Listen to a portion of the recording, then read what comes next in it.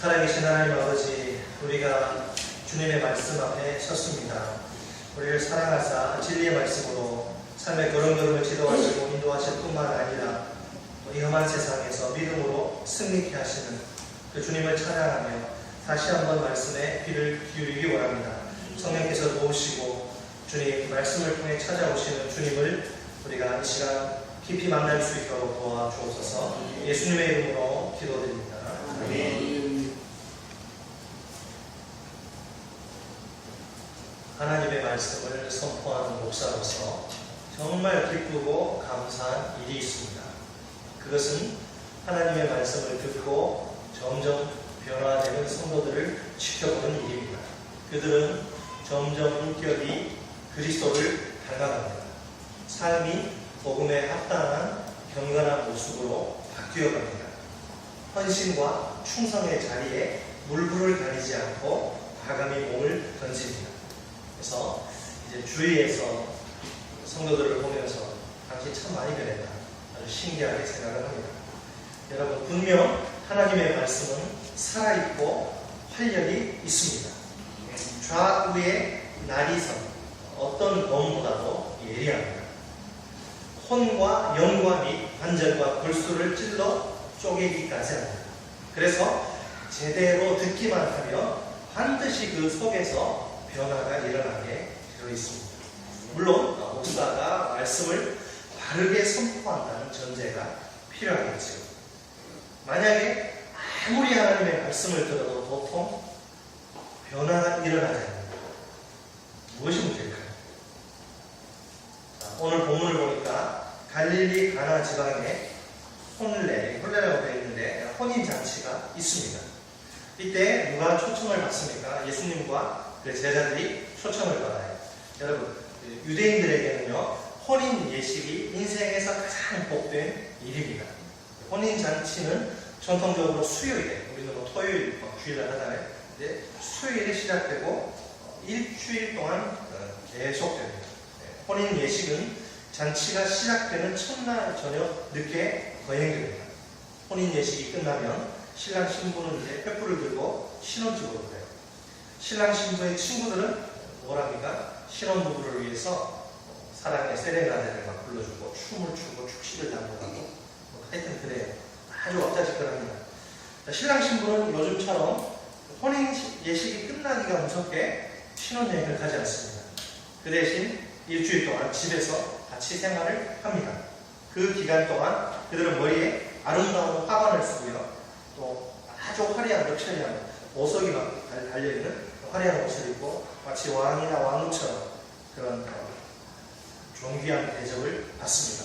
이 기간 동안에는 모든 슬픈 행사는 금지됩니다. 그리고 금식과 같은 아주 중요한 종교적인 의무도 면제됩니다. 여러분, 예나 지금이나 혼인 예식은 삶의 수고와 고뇌가 가득한 세상에서 고달픈 인생을 사는 사람들에게 언제나 기쁘고 즐거운 일입니다.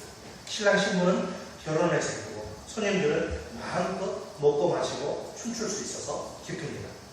그런데 본문을 보니까 혼인잔치에 예상하지 못한 큰 문제가 발생합니다. 동전으로 말하면 돌발이 발생하는 돌발 상황이. 심각한 문제는 뭐예요? 딱 한 가지. 뭐가 떨어졌어요? 잡채가 떨어졌습니까? 포도주, 고기가 떨어지는 것도 아니고 잡채 떨어지는 것도 아니고 포도주가 떨어지게 된 것입니다. 왜 포도주가 떨어졌을까요? 예상 외로 축하객이 많이 몰려왔는지, 아니면 제자들이, 늘 배고픈 제자들이 한꺼번에 많이 그냥 벌컥벌컥 마셨는지, 어쨌든 포도주가 빨리 동이 나버려요. 잔치집에서 포도주는 절대 빼놓을 수 없는 그런 음식이거든요. 이 포도주는 사람의 마음을 기쁘게 해줍니다. 그래서 유대계 랍비들은 포도주가 없으면 기쁨이 없다, 이렇게 말할 정도로 포도주는 굉장히 귀한 그런 요소입니다. 그러시게 없어서는 안 돼요. 그 잔치가 얼마나 즐겁고 흥겨웠던지 모두 다 그 잔치에 깊이 빠져 있습니다. 아무도 포도주가 떨어진 사실을 눈치채지 못합니다. 심지어 그 주인조차도 이 비상사태를 알아차리지 못합니다. 보통 심각한 문제가 아닐 수 없습니다. 자, 만약 사람들이 이 사실을 알아차리면 어떻게 될까요? 미리 포도주를 충분히 준비하지 못한 주인을 욕할 줄 몰라요. 서로 야 인간아 너 포도주 왜 그렇게 빨리 많이 마셨냐, 트집 잡고 멱살 잡고 싸울 줄도 몰라요. 자칫하다가는 즐겁고 기뻐야 할 혼인잔치의 흥이 깨어질 판입니다. 이때 딱 한 사람, 누가 이 사실을 눈치챕니까? 마리아가 눈치챕니다. 자, 그런데 여기 본문에 보면 이상한 점이 한 가지 있어요. 사실 마리아는 이 문제에 대해서 관심을 가질 필요가 있습니까? 없습니까? 전혀 없어요. 마리아가 적극적으로 나서야 할 아무런 이유가 없어요. 그죠? 마리아는 단지 손님 자격으로 이 잔치에 초청을 받아서 참여했을 뿐입니다. 그러니까 적당히 즐기다가 포도주가 떨어지는 말들 그냥 적당히 즐기다가 돌아가면 그만이죠. 그렇다고 해서 마리아를 비난할 사람 아무도 없습니다. 이 문제는 마리아의 일이 아니거든요. 누구의 일? 그 잔치를 베푼 주인의 일이기 때문입니다. 자, 그러나 마리아는 그렇게 생각하지 않아요. 마치 이 일을 자기 자신의 일처럼, 자기가 잔치 주인인 것처럼 그렇게 생각해요. 그래서 구경꾼처럼 가만히 앉아있지 않습니다.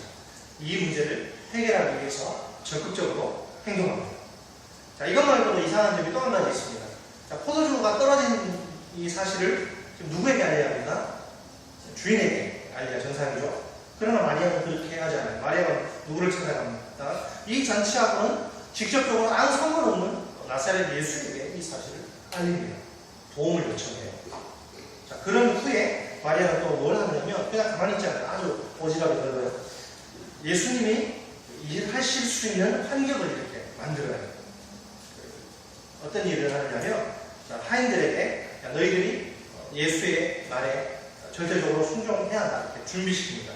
자, 5절 말씀을 같이 한 목소리 읽습니다. 5절 시작. 그의 어머니가 하인들에게 이르되 너희에게 무슨 말씀을 하시든지 그대로 하라 하니라. 되게 웃기는 지금 이게 시츄에이션이죠. 왜 마리아가 뭔데 나서가지고 주인 노릇을 합니까? 하인들 입장에서 도대체 뭐야 도대체? 자, 예수님의 말씀이 이해가 되든지 되지 않든지 절대적으로 순종하라는 뜻이죠. 그죠? 자, 마리아는 예수님이 그 뜻대로 쓰실 수 있도록 하인들을 지금 순종의 사람들로 이렇게 준비시킵니다. 왜? 마리아가 알고 있는 한 가지 사실은 예수님의 말씀에 절대적으로 순종하는 사람들을 통해서 능력으로 역사하신다는 사실을 알고 있기 때문입니다. 여러분, 우리 하나님은 오늘도 마찬가지입니다. 하나님은 순종의 사람들을 귀하게 쓰십니다. 아무리 머리가 똑똑하고 능력이 많아도 말씀에 자꾸 반발하고 자기 생각을 붙이는 이런 사람은 쓰시지 않습니다. 우리 하나님은 좀 부족하지만 당신의 말씀에 무조건 절대적으로 순종하는 사람을 귀하게 사용했습니다. 자, 그러면 하인들이 이제 예수님의 말씀에 절대적으로 순종하도록 마리아가 준비시킬 때 어떤 일이 벌어집니다. 드디어 이제 예수님이 입을 열어가지고 하인들에게 자기가 주인인 것처럼 이렇게 명령을 했습니다. 우리 다 같이 본문 7절 상반절 말씀을 한 목소리 읽겠습니다. 7절 상반절 시작. 예수께서 그들에게 이르시되 항아리에 물을 채우라 하시니즉. 끝까지. 여기서 말하는 항아리는 뭐예요? 된장, 고추장 담는 항아리입니다. 그게 아니고 유대인들이 이제 식사 전후에 혹은 외출해서 이제 돌아올 때 손을 이렇게 씻는데 사용하기 위해서 물을 채워두는 돌 항아리를 말합니다. 본문은 이 용량이 얼마라고 말합니다. 2-3통 드는 돌 항아리 이렇게 6개라고 말해요. 약 이제 오늘날 도량용으로 환산하면 3드럼통 정도 되는 꽤 많은 그런 양입니다. 자, 여러분 아무리 생각해봐도 이 명령은 도저히 이해할 수 없습니다. 순종하기가 매우 어렵습니다. 자, 한번 생각해 보십시오. 지금 당장 필요한 것이 무엇입니까? 물입니까? 아니죠. 포도주죠. 자, 항아리에 뭘 채우라? 물을 채우라. 이것은 시간만 낭비하는 어리석은 일 같아 보입니다. 그 당시에 오늘날처럼 오늘날 서수나 하청이 한일 자동펌프 그 당시에 한일 자동펌프 이런 게 어디 있어요? 길가에 두레박이 전부잖아요. 약 3드럼통이나 되는 그 양의 많은 양의 물을 깊은 우물에서 두레박으로 길어서 채우려면 큰 노동력이 필요하죠. 얼마나 이것이 힘들고 어려운 일이겠습니까? 잔치집에서 하인들은 그죠? 지금 어느 장단에 춤을 춰야 할지 모를 만큼 매우 바쁘잖아요. 내가 정말 지금 바쁜데 필요 없다고 생각된 일을 시켜보세요. 반발하지 않을 사람이 있을까요? 자, 그런데 하인들의 반응은 참으로 놀랍기 짝이 없습니다. 7절 아까 읽지 못한 나머지 부분 한번 읽습니다. 시작. 아귀까지 채우니. 자, 아귀까지 채우니. 하인들은 단 한마디의 불평도 입 밖으로 꺼내지 않습니다. 그 대신 예수님의 명령에 무조건 절대적으로 순종합니다. 적당히 대충 눈치 보며 순종하지 않아요. 마음을 다해서 순종합니다. 무조건 주님의 명령이니까 절대적으로 순종합니다. 여러분, 예수님이 항아리에 가득 물을 채우라고 명령하셨나요? 아니요. 다시 한번 명령을 보세요. 그냥 항아리에 물을 채우라 이랬어요. 그죠? 그러니까 대충 어느 정도 많이 채우면 돼요. 그러나 하인들은 그렇게 하지 않죠. 항아리에 물을 채우기는 채우는데 아기 입구까지 물을 가득 채웁니다. 이건 지금 무슨 증거입니까? 그들의 순종이 마음에서 우러나오는 진정한 순종이라는 결정적인 증거입니다. 그죠? 자, 그런데 이제 예수님은 하인들에게 또 다른 명령을 하나 던지십니다. 아주 그냥 갈수록 태산해요. 본문 8절 상반절 말씀을 보세요. 자, 이제는 떠서 누구에게 갖다 주라? 연회장에게 갖다 주라 하시네. 자, 이것은 첫 번째 명령보다 어쩌면 더 순종하기 힘든 명령일 수 있습니다. 자, 지금 연회장에게 필요한 것은 무엇이죠? 포도주예요, 포도주. 자, 그런데 그에게 뭘 갖다 주라? 손 씻을 물을 이 세드럼통 되는 그 많은 물을 갖다 바치면 어떻게 될까요? 도대체 뭐하는 짜장이냐? 주인을 희롱하는 죄가 되어가지고 몽둥이 찜질 당하기 십상입니다. 개맞듯이 맞아야 돼요. 이처럼 지금 순종에는 뭐가 따라요? 희생과 위험이 따르는 거예요. 그러나 희생과 위험을 무릅쓰고서도 순종하는 것이 참된 순종입니다. 자, 하인들은 이번에도 무조건 절대적으로 순종합니다. 그러면 이 하인들의 순종으로 어떤 놀라운 일이 벌어집니다. 본문 8절로 9절을 보니까, 말씀을 보니까 연회장이 이제 물로 된 포도주를 맛보고 깜짝 놀랍니다. 여러분, 물은 죽었다 깨어나도 포도주가 될 수 없어요. 물과 포도주는 화학적 성분이 다르기 때문에 이거는 화학적 변화 있을 수 없어요. 물은 100% 다른 물질입니다. 포도주하고. 거기 매실을 넣으면 매실이 될지 모르지만 그 포도물하고 포도가 되는 게 아니라 물하고 포도는 완전히 다른 물질이거든요. 절대 이거는 자연에서 일어날 수 없는 일입니다. 연회장이 불평합니다. 불평이 뭐예요? 야, 인간아, 왜 이렇게 최고급 포도주를 여태까지 숨겨놓고 왜 지금 취해가지고 정신을 이때 내보내냐? 네가 지금 제정신이야. 이렇게 이제 말하죠. 자, 지금 상식은 이야기합니다. 상식적으로 볼 때 손님이 오면 제일 귀한 포도주를 먼저 탁 하고 사람들이 해롱해롱 마시갈 때 좀 질 낮은 것은 이게 좋은 건지 모르니까. 그죠?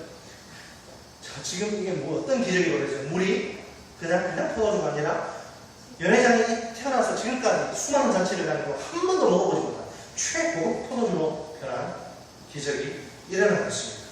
이게 서프라이즈. 예수님은 이처럼 처음 표적을 가나 혼인잔치집에서 행하십니다. 그래서 그 영광을 나타냈습니다. 이것은 하나님의 아들의 영광입니다. 제자들은 이 표적을 보고서 예수님이 하나님의 아들 그리스도이시구나, 이 사실을 믿습니다. 자, 그러면 오늘 이 예수님의 표적, 이 기적이 우리에게 주는 교훈이 무엇인가요? 이게 도대체 이 예수의 기적이 나랑 무슨 상관이 있느냐? 이게 중요한 거죠. 두 가지 교훈이 있는데요. 따라서 합니다. 첫째로 예수님은 물이 변하여 포도주가 되게 하시는 변화의 능력자이다. 예수는 변화의 능력자다. 예수님은 잔치집에서 물과 같이 별 쓸모없는 그런 인생을 포도주와 같이 쓸모있는 인생으로 근본적으로 변화시키는 능력이 있습니다. 여러분, 아무도 사람을 근본적으로 변화시킬 수 없습니다. 아무것도 사람을 완전히 변화시킬 수 없습니다. 부모가 자식 절대 못 변화시킵니다. 자식이 부모 변화시킬 수 없어요. 아내가 남편 아내 안 돼요. 변화 안 돼요. 죽어도 변화돼요. 이 세상에 무슨 교육이나 제도가 사람을 변화시킬 수 있어요? 심지어 자기 자신도 자신을 변화시킬 수 없어요. 노른 중독자가 그런 이야기, 우스갯소리가 있잖아요. 노른 중독자가 손가락을 잘랐더니 나중에 발가락으로 파토장 껴가지고 안 변해? 사람 안 변합니다. 일단 변해. 누가? 그런데 이렇게 변하지 않는 인간을 누가 변화시킵니까? 변화의 능력자 예수님만이 사람을 근본적으로 변화시킬 수 있습니다. 이 변화의 능력자이신 예수님께 우리의 소망이 있습니다. 저 인간이 왜 저렇게 안 변하나? 원래 안 변하는데 예수님을 만나야지 변화되는 거지. 사람 어떤 사람 보면요, 감사할 줄 몰라요. 입만 열면 불평, 불만, 잘못되는 건 자기는 잘못 못해. 다 나쁘다고. 안 변합니다. 예수를 진정으로 만나는 것까지.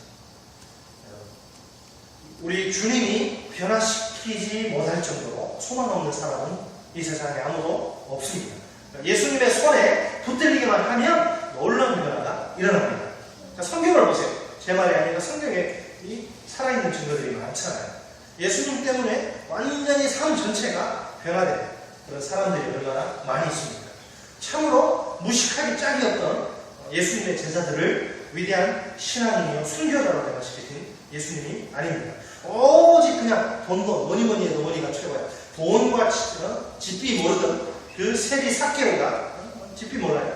자기밖에 몰라. 세리 삭개오가 주여 보시옵소서, 내 소유의 이 절반을 뚝 떼가지고 가난한 자들에게 그냥 주겠습니다. 그의 인생을 완전히 바꾸어 놓으신 예수님이 아닙니다. 그리스도 예수 믿는 사람들 잡아 죽이는데 혈안이 눈을 시뻘겋게 되었던 바울을 기독교 역사상 가장 위대한 사도로 변화시키신 예수님이 아닙니까? 예수님을 믿는 신앙을 포기하며 살려주고 그렇지 않으면 사자감이 되게 하겠다고 협박하는 로마의 통치자들 앞에서 당당히 피 흘리며 사자감이 되어가면서까지 예수님을 믿는 믿음을 죽음으로써 지키게 만든 예수님이 아닙니다. 오늘도 저 중국 땅에서, 북한 땅에서, 회교도의 땅에서 예수님을 믿는 신앙을 지키기 위해 목숨을 기꺼이 버리게 만드는 예수님이 아닙니다. 혹시 우리 중에 변화되지 못하는 그 자신의 모습 때문에 고민하시고 괴로워하시는 분이 계십니까? 쉽게 다스리지 못하는 혈기와 모난 성격 때문에 고통당하시는 분이 계십니다. 자기 자신에 대해서 소망을 가지지 못하시는 분은 안 계십니다. 외모, 자신이 처한 상황이나 환경, 여러 가지 요소들 생각할 때 도무지 답이 없고 소망을 가지지 못하시는 분은 없습니까? 자기 자신만을 바라보지 마세요. 우리가 많은 경우 실패하는 게 자기 자신을 바라볼 때 실패하고 또 내 인간적인 조건이나 상황, 환경만을 바라보지 마십시오. 눈을 들어서 누구를 바라봐야 돼요? 변화의 능력자이신 나를 근본에서부터 뿌리에서부터 뒤집어서 나를 변화시키신 변화의 능력자 주 예수 그리스도를 바라보십시오. 우리의 소망은 자기 자신이 아닙니다. 변화의 능력자이신 주 예수 그리스도입니다. 주 예수 그리스도가 별 볼 일 없는 우리 인생을 멋지게 변화시키십니다. 쓸모없는 우리 인생을 위대한 인생으로 변화시키십니다. 중요한 것은 나 자신이 아니라 내 인간적인 조건도 아니고 내가 처한 상황이나 환경도 아니고 여러분 이런 것들에 너무 집착하지 마세요. 지나치게 얽매이지 마세요. 주 예수 그리스도께 붙들린 인생을 사느냐 이것이 결정적으로 중요합니다. 혹시 주 예수 그리스도께 붙들리면 망신자가 될까 두려운 분은 없습니까? 주 예수 그리스도께 다가가는 것을 부담스러워하고 망설이는 분은 안 계십니다. 주 예수 그리스도를 통해 인생이 갑자기 변화되는 것이 두려운 분은 없습니다. 악한 마귀는 언제나 우리 귀에다 대고 이렇게 속삭입니다. 야, 좀 적당히 신앙생활 하는 게 좋아. 지나치게 깊이 빠지는 것. 갑자기 너무 많이 변화되지 마. 지금 네 모습 좋아. 아주 좋아. 광신자가 되면 곤란해. 그렇게 되면 자유를 송두리째 깎일 거야. 세상 재미와 즐거움을 다 잃어버릴 거야. 그렇게 살지 마. 그러나 이것은 악한 마귀의 아주 새빨간 거짓말입니다. 사실은 그렇지 않아요, 여러분. 주 예수 그리스도를 통해서 변화되는 삶이 가장 귀하고 값진 인생입니다. 거기에는 세상이 결코 줄 수도 없고 알 수도 없는 신비한 기쁨과 만족과 행복이 있습니다. 따라서 합니다. 둘째로 예수님은 당신의 말씀에 무조건 절대적으로 순종하는 자를 통해 놀라운 능력을 나타내십니다. 쉽게 말하면 순종이 능력이라는 거예요. 첫 번째는 예수가 뭐라고요? 변화의 능력자. 두 번째는 순종이 변화의 능력이라는 것입니다. 가나 혼인잔치에서 물이 포도주로 이렇게 변화된 기적의 기초는 하인들의 순종이에요. 하인들이 내가 왜 다시 말을 들어? 여러분 가버리지? 이 성경이 이런 기적이 나타나지 않겠죠. 물론 예수님은 이런 순종이 없어도 얼마든지 마음만 먹으면 물을 포도주로 변화시킬 수 있는 전능하신 하나님입니다. 그러나 예수님은 하인들의 그 순종을 도구로 기적을 베푸시기를 기뻐하십니다. 그렇죠? 그러니까 이런 것들이 하나님이 정한 법칙이라는 거죠. 그렇죠? 하나님은 도구나 수단이 없어도 우리는 도구나 수단이 있어야지 우리가 일을 할 수 있잖아요. 그죠? 중국 단기선교 아무리 가고 싶어도 비행기 티켓을 안 사면 못 가잖아요. 그죠? 그러나 하나님은 도구 수단 없어도 얼마든지 할 수 있어요. 그러나 하나님은 도구 수단을 가지고 일하시기를 기뻐하십니다. 그 도구 수단으로 우리를 선택하는데 어떤 자? 순종하는 자입니다. 예수님은 하인들의 순종을 도구로 기적을 베푸시기를 기뻐하십니다. 자, 하나님 예수님의 명령에 무조건 절대적으로 순종한 하인들의 경우를 보십시오. 그들의 순종은 결코 쉬운 일이 아닙니다. 항아리에 물을 채워라. 이제는 떠서 연회장에게 갖다 바쳐라. 분명 하인들의 머리로는 도저히 이해할 수 없는 힘든 명령입니다. 하물며 이 하인들이 뭐 뇌가 뭐 문외아들이 아니지. 다 뇌가 있고 다 처자식이 있고 멀쩡한 사람들이 이성을 가진 인간이거든요. 이 하인들이 로봇 아닙니다. 이성을 가진 인간 하인들이 이해하지도 못하는 일을 행동으로 옮기는 것. 이 얼마나 어려울까요? 그들의 순종은 이제까지 그들이 살아온 이성과 경험의 세계를 뛰어넘는 일입니다. 여러분, 이성과 경험의 세계를 뛰어넘지 못하면 순종하지 못해요. 그렇죠? 내 머리로 이해되고 이렇게 하면 뭔가 결과가 나올 것 같다. 그건 뭐 바보도 할 수 있는 거예요. 10만 원 딱 주고 콜라병 사오라 할 수 있어요. 바보도 10만 원 콜라병 누구나 할 수 있지. 근데 10만 원 주면서 1억짜리 일을 하라. 힘들죠. 자꾸 이제 순종에 걸리는 게 뭐냐면 내 이성과 경험입니다. 나는 그렇게 해본 적이 없는데 그렇게 하면 실패할 것 같은데.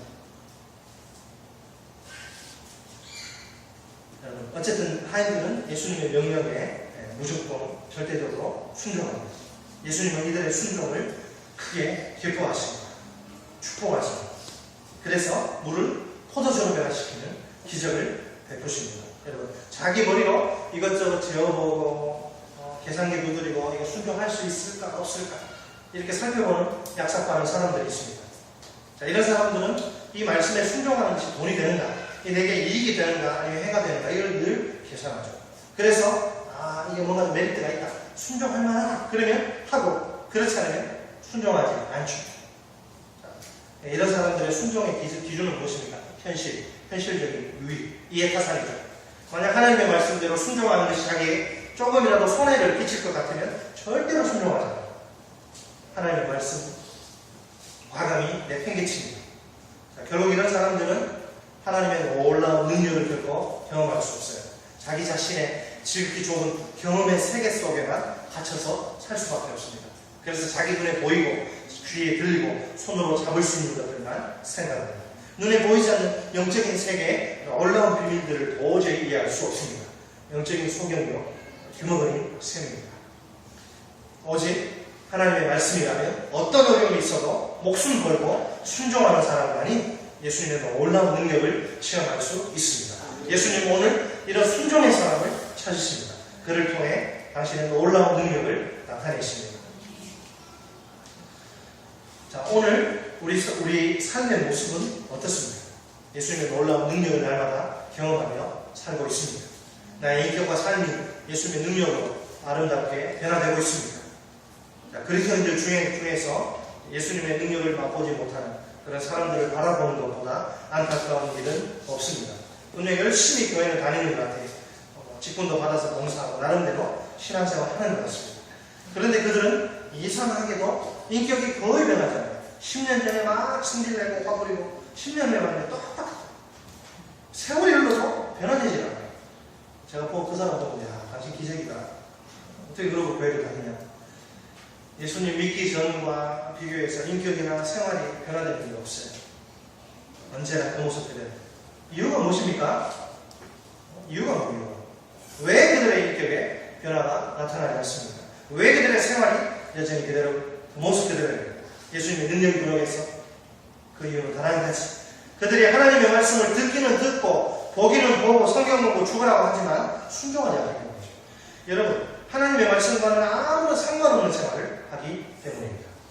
순종하지 않고 백날 들여다보고 백날 설교 듣고 백날 성경 공부해도 아무 소용이 없어요. 여러분, 부활하신 예수님이 이제 하늘로 올라가시기 직전에 사랑하는 제자들에게 마지막으로 남긴 유언이 무엇입니까? 저 유명한 마태복음 28장 19절 20절 말씀 아닙니까? 지상명령. 그러므로 너희는 가서 모든 민족을 제자로 삼아 아버지와 아들과 성령의 이름으로 세례를 베풀고 내가 너희에게 분부한 모든 것을 가르쳐 지키게 하라. 벌칙 내가 세상 끝날까지 너희와 항상 함께 있으리라 하시니라. 예수님이 제자들에게 마지막으로 부탁한 게 뭐예요? 제자들에게 이제까지 가르친 모든 것을 모든 민족에게 이제 가르치는 거죠. 가르침의 목적은 무엇입니까? 단순히 머리로 이해하도록 하기 위해서입니까? 아니면 지적 욕구를 충족시키기 위해서입니까? 남들에게 자랑하기 위해서입니까? 아니죠. 지키게 하기 위해서입니다. 여러분, 하나님의 말씀은 순종을 위해서 주어진 것입니다. 수면제도 아니고 베개도 아니고. 그런데 여러분, 놀라운 사실이 하나 있습니다. 그것은 순종이 하나님의 축복이라는 사실입니다. 우리 오늘 본문 책갈피에 놓으시고 신명기 10장을 한번 보시겠습니다. 구약성경 신명기 10장. 민수기의 신명기 10장 12절 13절 구약성경 278쪽입니다.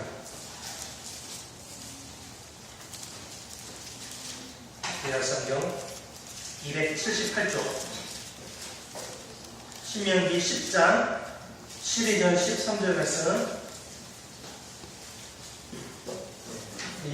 구약성경 278쪽입니다. 278쪽 신명기 10장 12절 13절 읽습니다. 시작. 이스라엘아 내 하나님 여호와께서 내게 요구하시는 것이 무엇이냐? 곧 내 하나님 여호와를 경외하여 그의 모든 도를 행하고 그를 사랑하여 마음을 다하고 뜻을 다하여 내 하나님 여호와를 섬기고 내가 오늘 내 행복을 위하여 내게 명하는 여호와의 명령과 규례를 지킬 것이 아니냐. 하나님이 우리에게 요구하시는 게 있대요. 우리가 하나님 이거 해주세요, 저거 해주세요. 사람이요, 우리가 자식 키워보면 저도 그랬지만 부모님에게 철들기 전에는 계속 끊임없이 오거든요. 용돈 주세요, 수영장 내려주세요, 책 사주세요. 맨날 요구하는 거예요. 그러다가 이제 철이 들면 아, 부모님이 내게 원하는 거예요. 이걸 좀 생각한다는 거예요. 마찬가지 하나님도 마찬가지. 신앙생활 할 때 보면 밤낮 나만에 하나님 공부를 하고 맨날 기도하고 하나님은 내게 원하는 생각하잖아요. 그러나 믿음이 자라면서 철이 딱 들면 야, 하나님이 내게 뭘 원하실까? 그걸 지금 이야기하는 거예요. 하나님 네게 요구하는 게 뭐냐? 질문하고 이제 이걸 이야기하는 거예요. 하나님이 우리에게 요구하시는 것은 하나님을 경외하는 사람입니다. 그러니까 자기는 하나님을 경외하는 사람 안 살면서 계속 달라고 하는 거예요. 문제가 있는데 하나님을 경외하는 사람의 구체적인 방법 첫 번째는 하나님의 모든 도를 행하는 것이고 두 번째 방법은 하나님을 사랑하는 것이고 세 번째 방법은 하나님을 섬기는 것. 자, 모세는 이 세 가지 방법 중에서 특별히 한 가지를 반복해서 강조합니다. 13절 말씀을 보니까 하나님의 백성인 이스라엘은 여호와의 무엇과 명령을 지켜야 해요? 명령과 규례를 지켜야만 합니다. 여기서 12절에 기록된 하나님의 모든 도를 행하는 사람입니다. 그런데 13절 상반절에 보니까 놀라운 말씀이 기록되어 있습니다. 여호와의 명령과 규례는 하나님의 백성인 우리의 무엇을 위해서 행복을 위해 주어졌다는 말씀입니다. 그러니까 하나님은 우리가 행복한 삶을 살도록 당신의 말씀을 주신 것입니다. 우리가 하나님의 말씀대로 순종하기만 하면 행복한 인생을 살 수 있습니다. 우리의 행복은 철저히 하나님의 말씀대로 순종하는 삶에 달려있는 셈입니다. 순종하지 않고 아무리 많은 돈을 벌고 아무리 사회적 지위가 올라가고 아무리 만사형통해도 행복하지 않아요.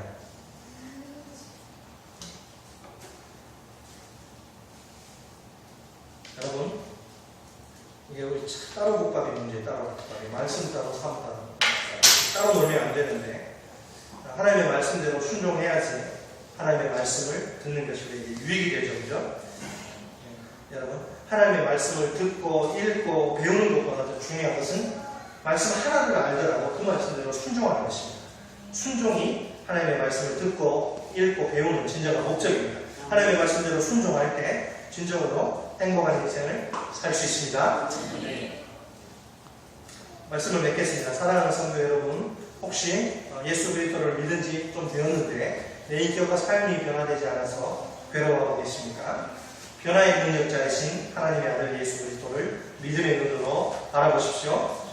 예수님의 말씀에 무조건 절대적으로 순종하십시오. 그러면 예수님의 놀라운 능력을 맛볼 수 있습니다. 상상조차 하기 힘든 기적을 체험할 수 있습니다. 내 인격과 삶이 변화될 수 있습니다. 틀림없이 예수님이 나를 새롭게 변화시켜 주실 것입니다. 기도하겠습니다. 살아계신 하나님 아버지, 가나 혼인잔치에서 물을 포도주로 변화시키신 변화의 능력자 주님을 또한 이 시간 말씀을 통해 만나게 하시니 감사합니다. 하인들의 단순한 절대적인 순종을 통해서 기적을 행하시고 이제 변화의 능력을 보여주신 주님, 우리도 변화되기를 원합니다. 우리의 인격과 우리의 삶이 주님 기뻐하시는 모습으로 변화되기를 원합니다. 내 자신을 바라보고 환경을 바라보면 낙심할 수밖에 없지만 내 속에 살아계신 그 주님이 나를 근본적으로 완전히 변화시킬 수 있는 변화의 능력자이심을 다시 한번 우리가 기억하고 믿음으로 주님 바라보고 주님 앞에 나올 수 있도록 도와주시고 주님이 어떤 말씀을 하시는지 순종할 수 있도록 도와주옵소서. 순종의 변화의 능력이요 행복의 비결임을 깨닫습니다. 주님, 우리 모두가 순종하다가 인격과 삶이 변화되고 기적을 체험하고 또 행복을 맛보는 복된 성도들 다 되게 해주옵소서. 예수님의 이름으로 기도드립니다. 찬송 320